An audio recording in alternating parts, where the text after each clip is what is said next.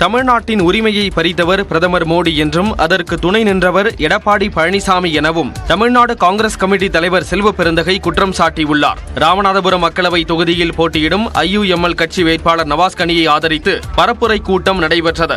திமுக கூட்டணியை சார்ந்த தலைவர்கள் கலந்து கொண்டு ஏணி சின்னத்திற்கு வாக்கு சேகரித்தனர். அப்போது பேசிய செல்வ பெருந்தகை மகளிருக்கான கட்டணமில்லா பேருந்து சேவை, முதலமைச்சரின் காலை உணவு திட்டம் உள்ளிட்ட பல்வேறு திட்டங்களை MK ஸ்டாலின் கொண்டு வந்துள்ளதாக கூறினார்.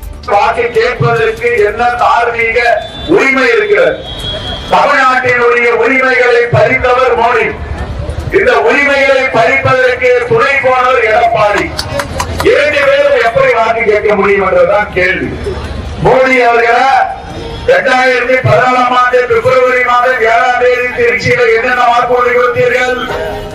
5 லட்சம் கொடுப்பார். ஒரு வாக்காளருக்கும் எல்லாருக்கும் வந்துச்சுங்களா? 5 லட்சம் 10 லட்சம் ஏமாத்திட்டு இருக்கார்.